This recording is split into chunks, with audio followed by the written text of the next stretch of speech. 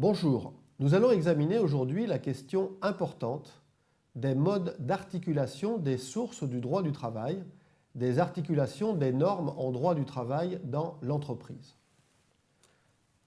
Les sources en matière de droit du travail peuvent être présentées sous la forme d'une pyramide.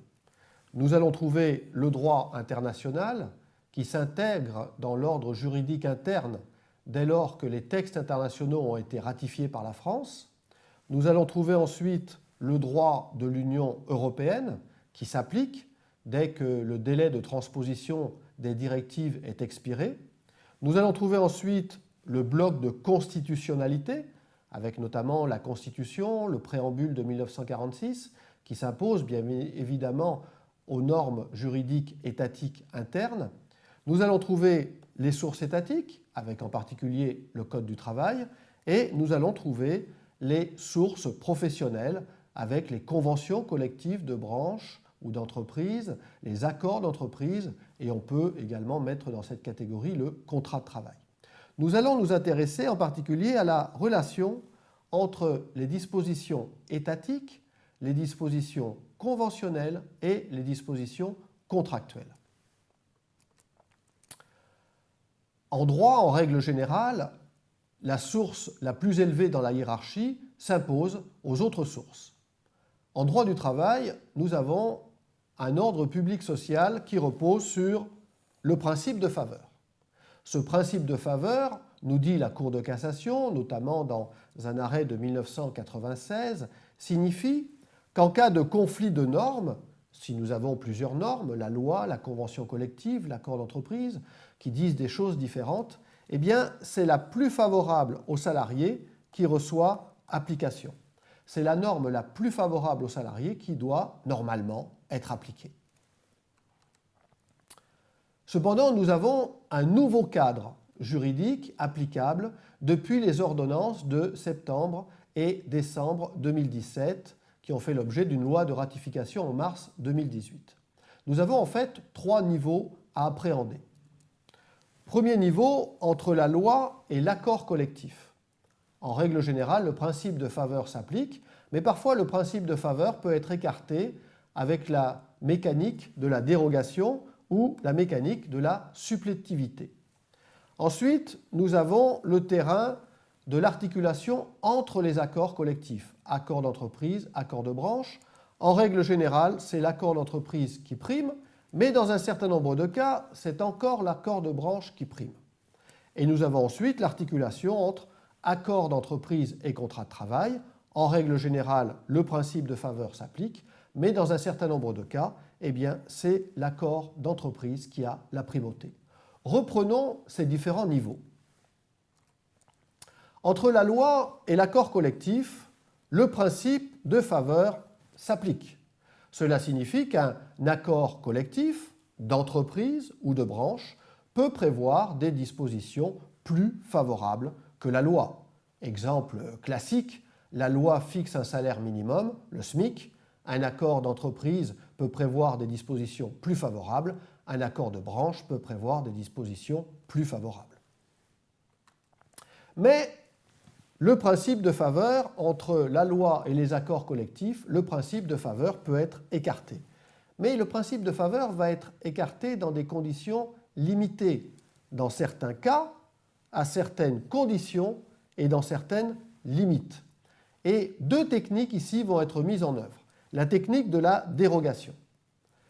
Un accord collectif peut prévoir des dispositions différentes que les dispositions de la loi, et ces dispositions ne sont pas forcément plus favorables pour le salarié. Un exemple, il est possible, par accord de branche, de prévoir des durées maximales de recours au contrat à durée déterminée et au travail temporaire plus longues que la durée maximale prévue par la loi. Mais attention, c'est uniquement possible par accord de branche. Ce n'est pas possible par accord d'entreprise.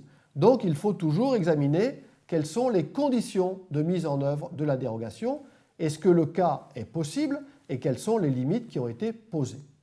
Deuxième technique, c'est la technique de la supplétivité. Dans un certain nombre de cas, c'est l'accord collectif qui va fixer les règles. c'est-à-dire que la loi ne va s'appliquer qu'à titre supplétif s'il n'y a pas d'accord collectif. C'est le cas en particulier en matière de temps de travail pour certaines dispositions en matière de temps de travail, notamment le volume des heures supplémentaires, les majorations pour heures supplémentaires. Il en est ainsi depuis la loi du 8 août 2016. Entre accords collectifs, entre accords de branche et accords d'entreprise. C'est là qu'est véritablement la grande nouveauté des ordonnances de l'automne 2017 qui s'inscrivent dans le prolongement d'un certain nombre de textes, notamment une loi de 2004. Ici, le principe de faveur est écarté. Ici, en règle générale, c'est l'accord d'entreprise qui prime sur l'accord de branche. L'accord d'entreprise prime sur l'accord de branche, quel que soit le contenu de l'accord d'entreprise, qu'il soit ou non plus favorable pour le salarié. Cependant, dans un certain nombre de cas, entre accord de branche et accord d'entreprise, le principe de faveur est maintenu. Et en particulier, dans un certain nombre de domaines, c'est toujours l'accord de branche qui constitue le plancher. Autrement dit, pour un certain nombre de questions, un accord d'entreprise ne peut pas prévoir de dispositions moins favorables que l'accord de branche. Il en est ainsi en particulier en ce qui concerne les salaires minima des conventions collectives, les salaires, et d'autre part, en ce qui concerne les grilles de classification, l'accord d'entreprise ne peut pas être moins favorable que l'accord de branche pour le salarié.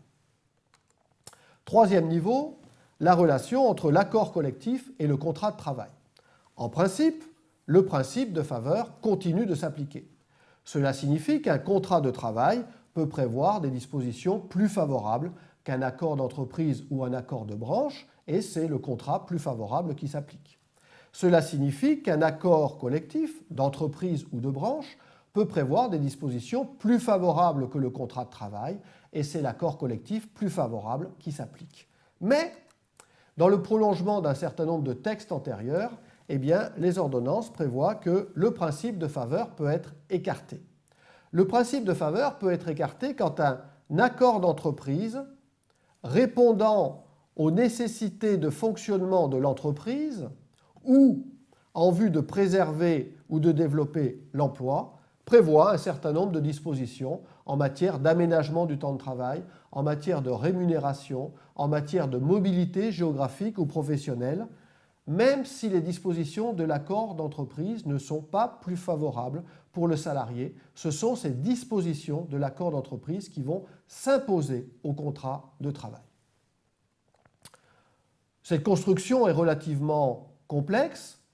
On arrive à s'y retrouver sans trop de difficultés, à condition de ne pas confondre les niveaux. Il ne faut pas confondre la situation où l'accord d'entreprise va pouvoir déroger à la loi, où l'accord d'entreprise va pouvoir fixer les normes et la loi ne va être que supplétive. Il ne faut pas confondre ce niveau avec les situations où l'accord d'entreprise a primauté sur l'accord de branche. Il ne faut pas confondre les situations où l'accord d'entreprise peut s'imposer au contrat de travail alors même qu'il n'est pas forcément plus favorable pour le salarié. Autrement dit, dans le prolongement de textes anciens, notamment une loi de 2004, une loi de 2008 et encore d'autres dispositions en 2015, les ordonnances de 2017 et la loi de ratification de 2018 sont venues réécrire l'architecture de l'articulation des sources entre sources étatiques et sources conventionnelles. Un point important, ce n'est pas parce qu'un accord d'entreprise peut déroger à un accord de branche qu'un accord d'entreprise peut déroger à la loi. Dans la plupart des cas, au regard de la loi, le principe de faveur s'applique toujours.